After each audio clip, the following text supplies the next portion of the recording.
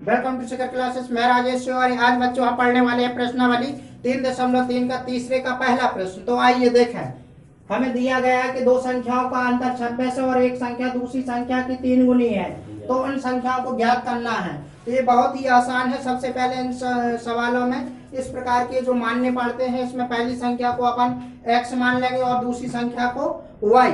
जो भी या कोई नाम दिया हो तो पहले नाम को x मान लेंगे, दूसरे को y मान लेंगे, या और कुछ दिया हो, ठीक है। तो अपन लिखेंगे हैं शॉर्ट, माना कि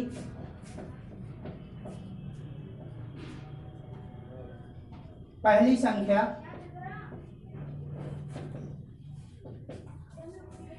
x है एवं दूसरी संख्या y है। हमने दो संख्याएं मान ली, पहली x मान लेना है, दूसरी y, ठीक है। अब अपन देखें यहाँ पर दो संख्याओं का अंतर 26 है, तो पहली संख्या x है और दूसरी y है। इन दोनों का अंतर कर देंगे, एक कल में क्या लिख देंगे 26। तो अपन लिखेंगे तब प्रश्नानुसार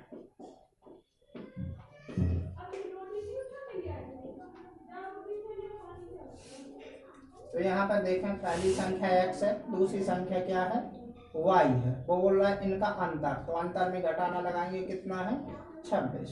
इसको दे देंगे समीकरण 1 ना। अब अपन को दिया गया है, उसमें लिखा कि पहली संख्या दूसरी संख्या की 3 गुनी है। तो पहली संख्या हमारी जो क्या है x है, दूसरी संख्या क्या है y है। पहली संख्या दूसरी संख्या की कितनी गुनी है 3 गुनी है, तो 3 गुनी करा दी। इसको अपन ने समीकरण 2 नाम दिया, रख दिया अपन। इसका मान हम किस में रख देंगे समीकरण 1 में, x का मान। तो यहाँ लिखेंगे x का मान समीकरण 1 में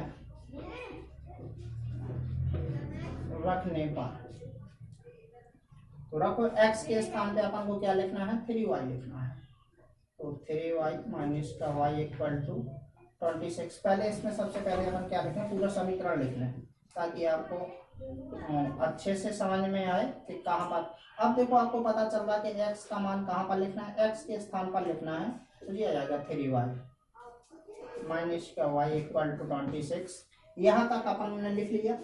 3 से 2 घटाएंगे तो कितने, 3 से 1 घटाएंगे तो कितने बचेगा 2y, और ये कितने हैं 26। तो y बराबर कितना आ जाएगा 26/2। 2 का भाग देंगे 26 में तो कितने बार जाएगा 13 बार। यहाँ नहीं आ रहा होगा, इधर दिख नहीं रहा, इधर लिख लेंगे अपन। तो इसको बगल से कर देंगे बॉक्स बना के, ताकि अपन को स्पष्ट समझ में आए, ठीक है। तो ये आ जाएगा अपना y बराबर कितने बार गया 13 बार गया। तो इधर लिख लेंगे y इक्वल 13, यानी ये आ गया 13। एक उत्तर अपन को पहले दूसरी संख्या पता चल गई। पहला तो अपन ने माना था, इस पर इसके मान क्या करना है रिटर्न करना है। मान समीकरण 2 में रखने पर, तो समीकरण 2 को लिख लो, x बराबर है 3y। तो x बराबर क्या आ जाएगा 3, y का मान है 13, तो x बराबर कितना आ जाएगा 39, 13 पे 39 के मान निकल। अब लिख देंगे अपन अतः पहली संख्या x बराबर 39 एवं दूसरी संख्या y बराबर 13। अब देखो अपन को पता चला कि पहले देखो प्रश्न में कहा उसने कि दो संख्याओं का अंतर कितना है 26। तो देखो 39 से आप 13 घटाएंगे तो 26 होते हैं ना। दूसरी बात उसने बोला कि एक संख्या दूसरी संख्या की 3 गुनी है, तो देखो 13 के 3 गुने होते हैं ना 39, 13 के 39 है ना। तो ये प्रूफ भी करके भी अपन ने देख लिया है। तो ये छोटे सवाल है, बहुत ही आसान होते हैं, इनको लगाना भी बहुत आसान है ना। इसको समझ में आया या नहीं ना, वो एक बार और हम इसको बता देते हैं। देखो प्रश्न में दिया है दो संख्याओं का अंतर 26 है, तो हमने मान लिया भैया कि माना कि पहली संख्या x एवं दूसरी संख्या y है। इसके बाद में हमने प्रश्न के अकॉर्डिंग लगाया कि इन दोनों संख्याओं का अंतर कितना है, 26।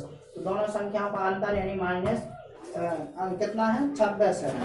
तो कितना आ जाएगा, 26।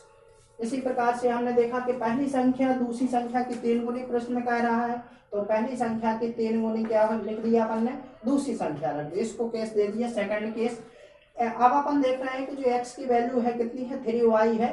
तो अपन ने लिखा कि x का मान केस फर्स्ट में रखने पर यानी कि समीकरण फर्स्ट में रखने पर तो x minus y equal to 26 जो केस फर्स्ट होता उसको ज्यों का त्यों लिखा।